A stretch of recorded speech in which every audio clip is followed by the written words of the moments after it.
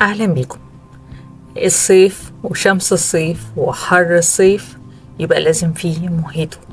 الموهيتو من الحاجات المنعشة جدا والمطلوبة جدا في أثناء الصيف، وبيدي انتعاش كده والواحد ما بيزهقش منه صراحة.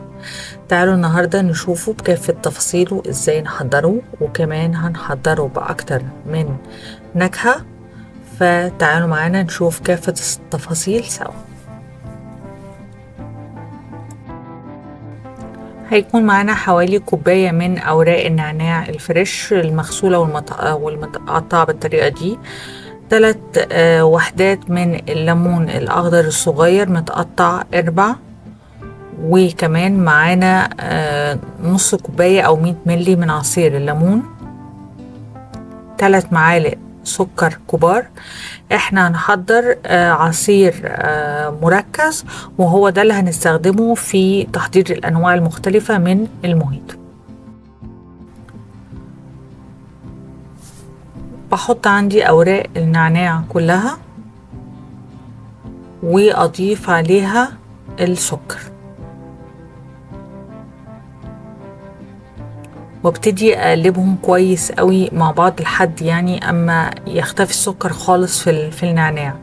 التقليب ده مع الضغط ده على النعناع بيطلع ريحته بشكل كبير. يعني انت وانت بتعمل الحركة دي بتلاقي ان ريحة النعناع فعلا بقت واضحة وظاهرة. بعد كده بضيف الليمون. الليمون كميته برضو نسبية على حسب الليمون حاد جدا او مذاقه عامل ازاي، فدي برضو بالتجربة من نوع لنوع. بضغط على الليمون مع النعناع بحاجة بالطريقة دي.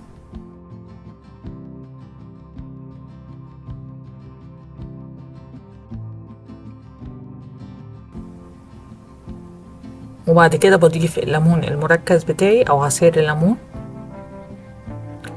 ومكعبات تلج،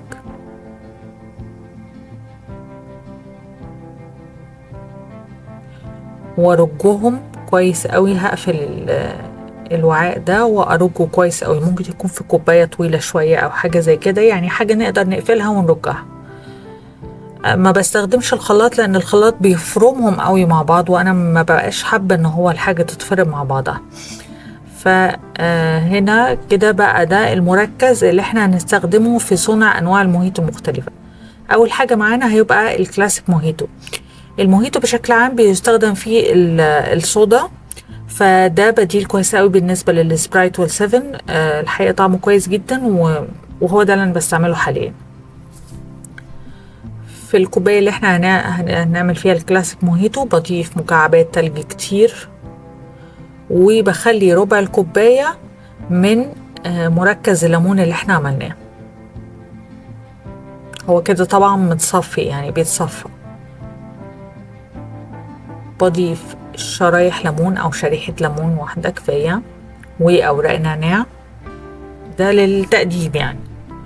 وبعد كده بكمل الكمية كلها من الصودا. دي اسمها كنزة، دي موجودة حاليا في أسواق الخليج بشكل كبير. كده ده أول حاجة معانا الكلاسيك موهيتو. ده ليمون ونعناع بس وصودا.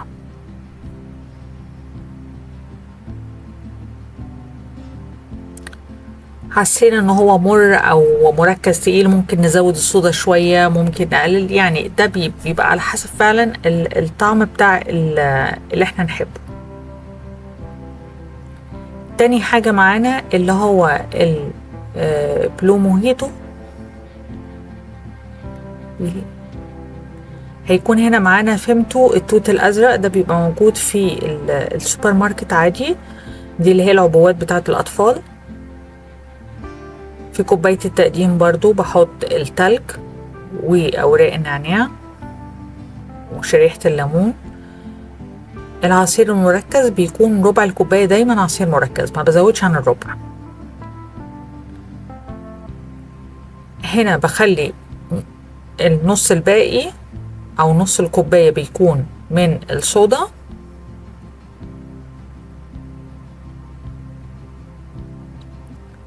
والربع الباقي اللي هو الفيمتو. يعني احنا كده ربع عصير ليمون مركز، نص صودا، ربع فيمتو توت أزرق. هنا كده بقى عندنا اللي هو البلو موهيتو.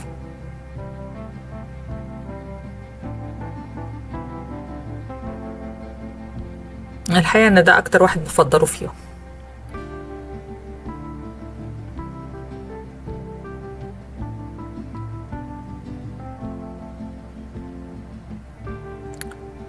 تالت حاجة معانا اللي هو الريد موهيتو.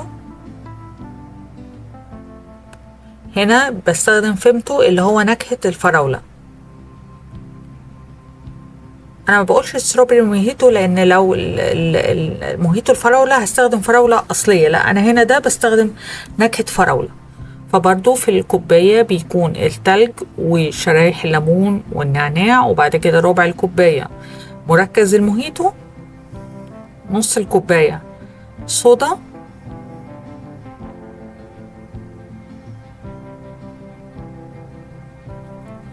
والربع الأخير معانا اللي هو فيمتو الفراولة.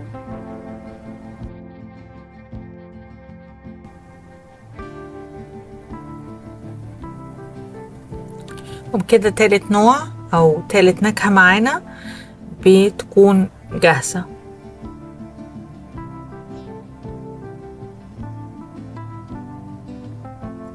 كده احنا عرفنا في الفيديو ده الموهيتو بكافة تفاصيل تحضيره ب3 نكهات احلى من بعض. كلهم لذاذ جدا والوانهم حلوة جدا في التقديم. لو كنتم انتم معايا لحد دلوقتي فشكرا ليكم جدا لمتابعتكم، واشوفكم في حاجة جديدة. شكرا لكم.